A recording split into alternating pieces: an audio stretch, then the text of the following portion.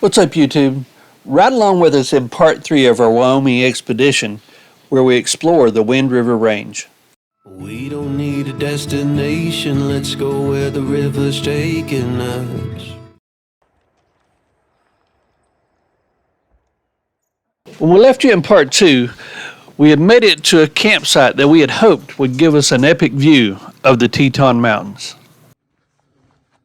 And that's exactly what we got.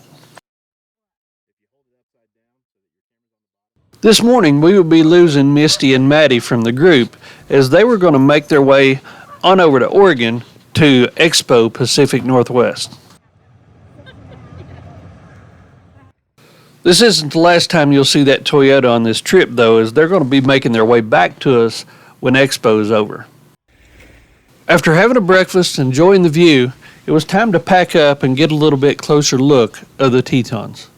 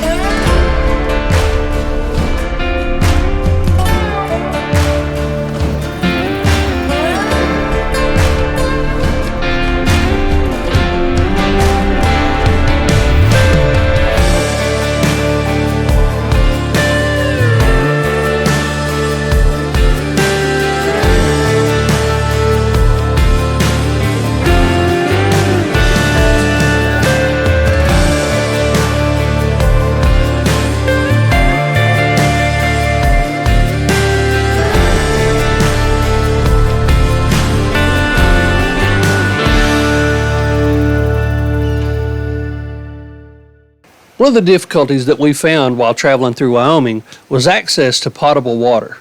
Luckily, we had a guzzle H2O with us, and we were able to stop anywhere that we found a stream and be able to take water through this double filter and put it right into the tank. A lot of times during our travel, we do just get water from the gas station or something like that. But what we found here in Wyoming was the one gas stations that would let you get access to water, they either had faucets that didn't work or were missing a handle, and the ones that did have a handle or an operating water outlet wouldn't let you use it. We did check a few RV parks, and they were wanting more than $30 to fill up a tank.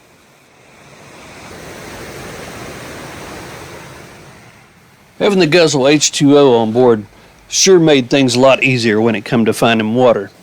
We're going to be doing a full review on this soon.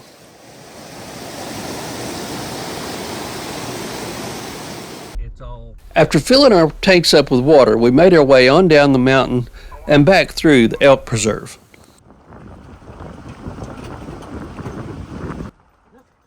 I'm not sure we could have picked a better route to drive this morning, as the sun coming off of the Tetons was amazing.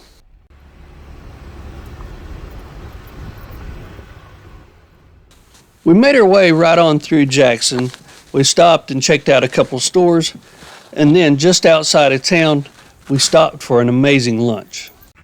As we walked into the diner, we all had our eye on this early model Bronco. It's one of my favorites. This little diner was in the town of Wilson, and they really fixed some incredible food.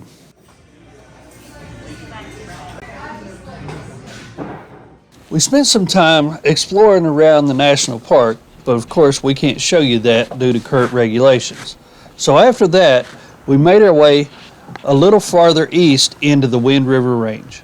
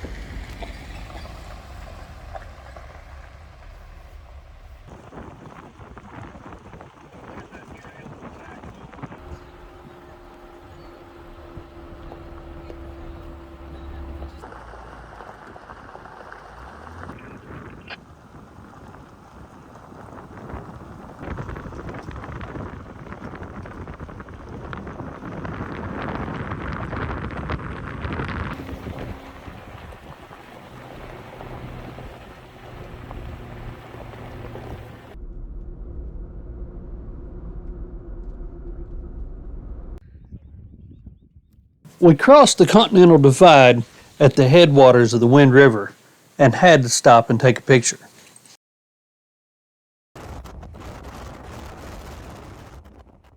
We weren't on blacktop very long at all before we were back on Forest Service roads and looking for a camp, and we found a really great one for the night.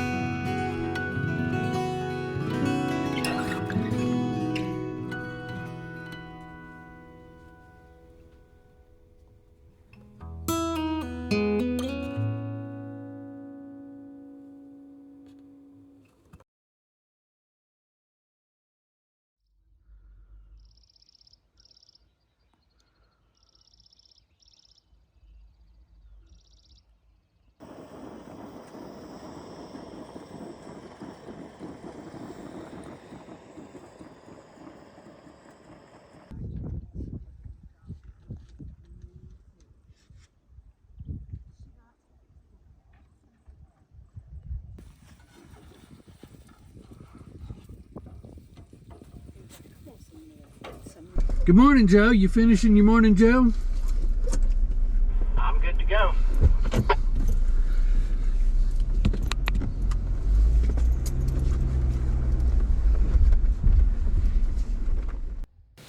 After a perfect night's sleep near the headwaters of the Wind River, it was time to make our way on in to the Wind River Range and explore a little bit of the Green River Lakes area.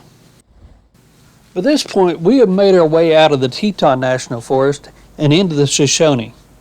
Today we were going to make it across Union Pass and head towards Green River.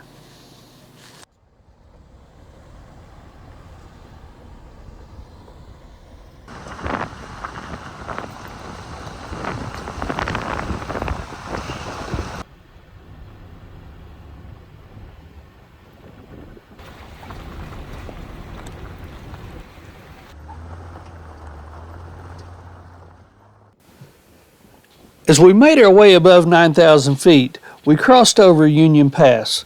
Up here is beautiful meadows that still had snow on it from last winter, and was one of the prettiest places that we had seen so far on the trip.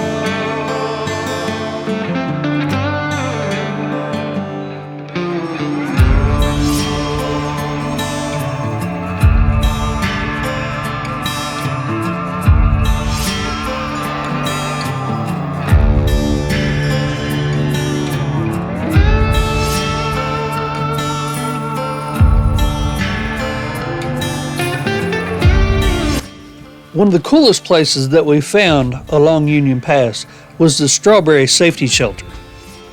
This is a public-private project between the state of Wyoming, the National Forest Service, and several trail clubs throughout the area. It's a safe haven for people who explore this area who either get hurt or happen to get stuck in inclement weather.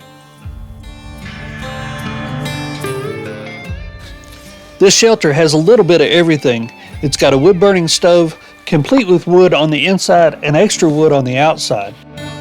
It has picnic tables in here so you can get in out of the weather while you eat your lunch or dinner, and it also has a first aid box.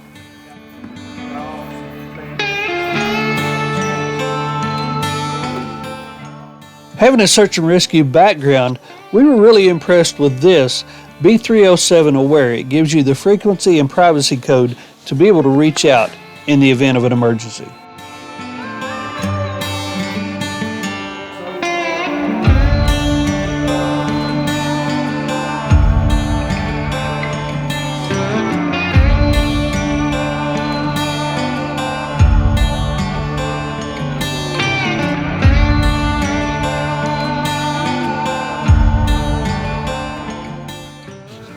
As we continued to hang around here and explore the Strawberry Shelter, we decided this was the perfect place to have lunch for the day.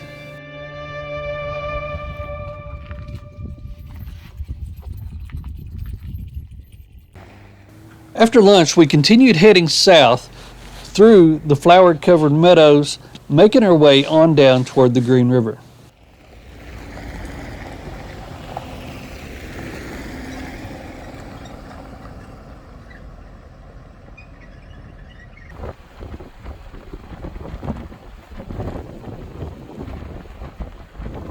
Look at all that steak down there. You don't have to tell me. At this point, we had made it down to the Green River Lakes area and decided to continue on south for dinner. We had heard about this really cool place in Pinedale, and the name of it was the Pitchfork Fondue. The Pitchfork Fondue is only open 3 days a week through the summer and is only open for 3 hours, 5 through 8. So we were pretty lucky to be able to get here right in time. It's pretty unique in the fact that everything is cooked on a pitchfork and it's cooked in big vats of oil that you see behind. Steak, chicken, trout, or we do a grilled veggie fruit. Not only is all your meat deep fried, they also make homemade chips. The meal also comes complete with fruits, salads, and your choice of drink. It's pretty entertaining to be able to watch them cook your food in this vat of oil on a pitchfork. What's also entertaining is to be able to hang out with your friends here, play some cornhole, and occasionally listen to some music. They encourage you to stay as long as you want.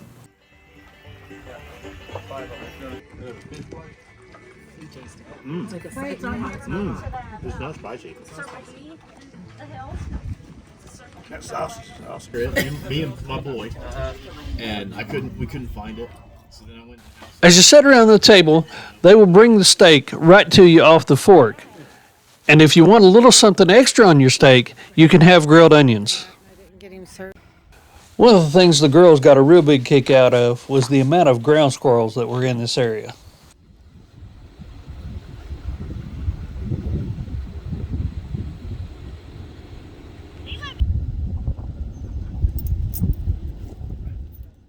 After an outstanding meal, we headed back out of town in search for camp. In addition to looking for camp, we were also watching the weather. It seemed that there was a pretty substantial storm starting to kick up and head our way.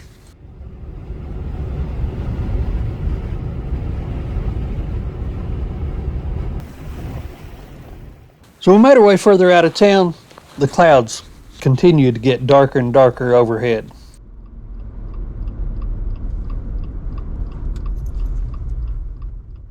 We ended up finding a camp off of a BLM road along the Green River. Get on trail, meet up with some friends that you recognize. Let's go. When we got to camp, the rain had fully set in for a little while, so we decided just to hang out in the truck and kind of wait it out. When the rain decided to clear, the Wyoming sky decided to light up.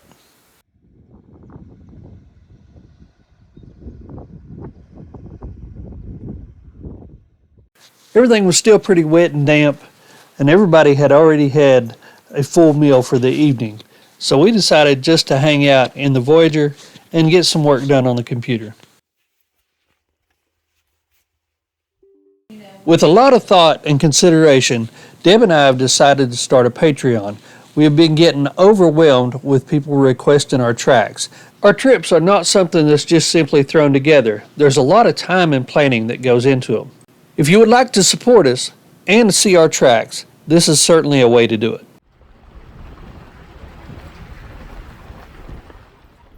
The next morning we headed north along the Green River. The plan was to continue to explore some more of the Wind River Range.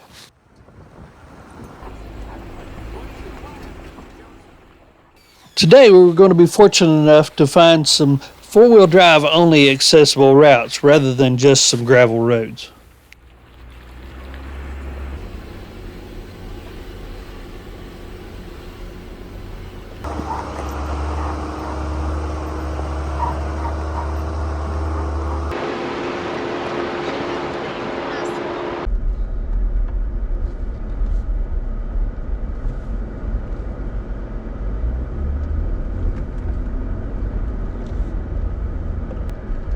You'd split this, right? Yep. Okay.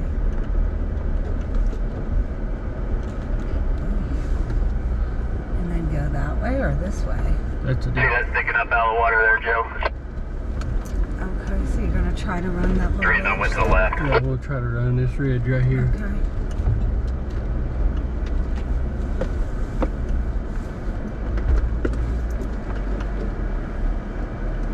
Man, we have hit a hell of a mud bog. People are going around it. Are you gonna go through that? Sticking up. Jimmy. I ain't getting in that. No, we'd sink up. Say again? What was sticking up? I don't think. As we made our way across the prairie here, we were running into one mud bog after another. Some of them were a little more challenging than others, but we all worked together to make our way through them fairly unscathed. As I was making it through this section, I looked in the rearview mirror to check on everybody else, and this is what I seen. Yep, that's Joe nose down in a ditch.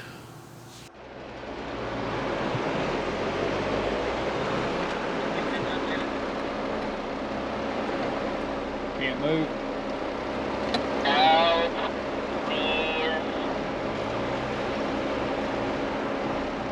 Hold on, I'll winch you back. Joe had slid off into this deep rut and had hot centered on both the front and rear axle. So Matt decided the best course of action was to pull him back and get him centered up with the winch.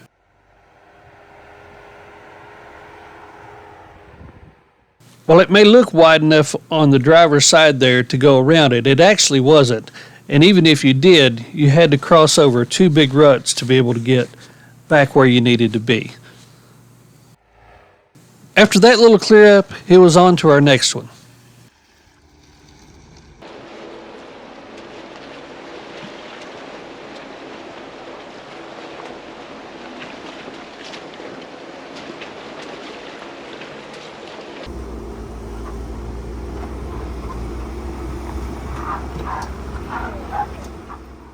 As we made it out of that mud bog and closer into the aspen trees, we were making our way up in elevation and was pretty sure that the end of the mud bogs were over.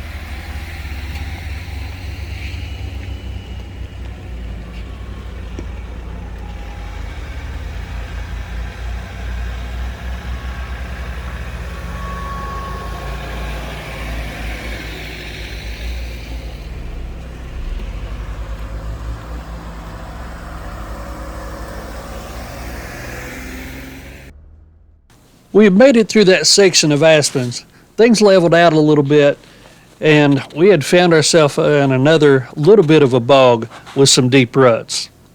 The mud was a little bit deeper in that rut than what I initially thought. You ain't going nowhere.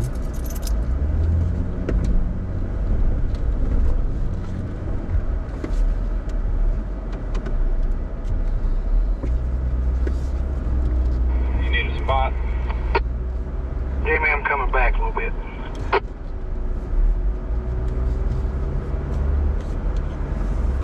Yeah, probably. I'm sitting about 24 degrees right now.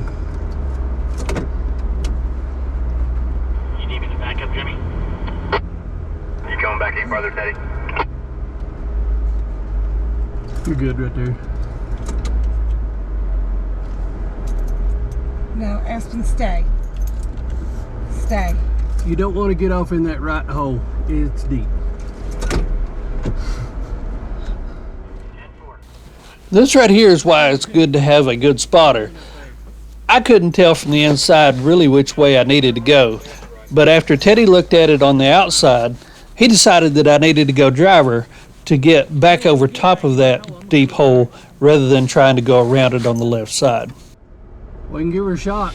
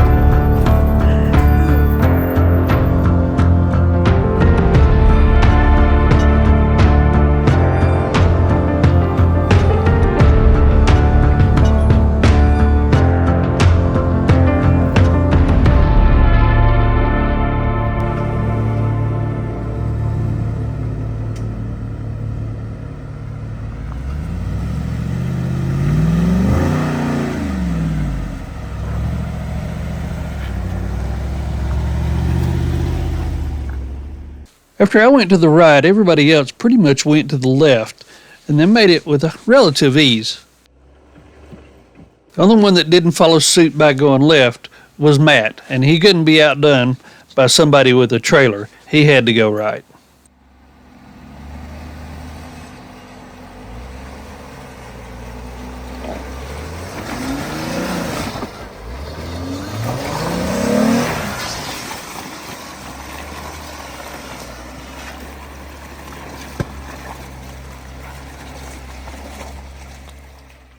After we made our way through that last big bog, it was onward and upward across the prairie with the Green River Basin in our rearview mirror. We still had a little bit of water to cross, but it was mostly rock bottom up here at the higher elevation.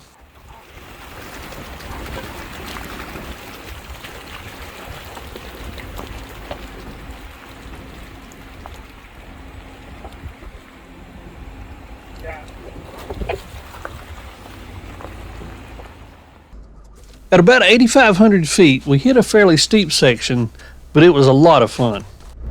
The big boulders sticking out were not too difficult, but you definitely had to pick your line. At about 9,000 feet, things flattened out. There was a lot of marshlands and pine trees in this area.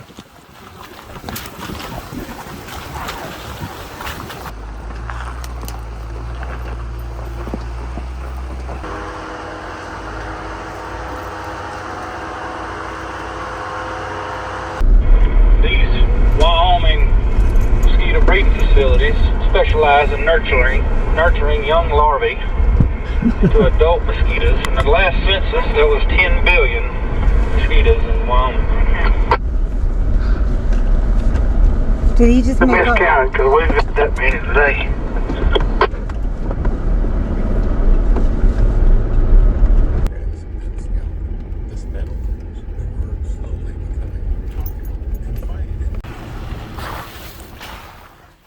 We made our way across the flats on top and began our descent down toward Du Bois.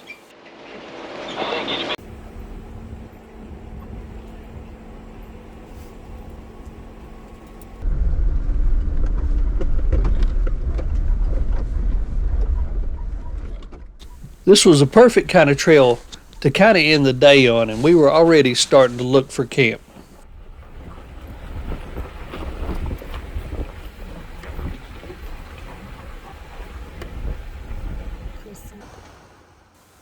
Just off to the left, about halfway down the mountain, I spotted what looked like a perfect campsite along the creek. We pulled into the site, immediately set things up, and started dinner. We were all hungry and ready to just relax for the rest of the evening.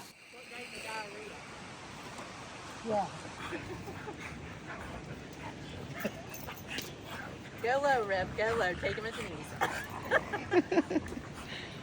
Oh, he's on it.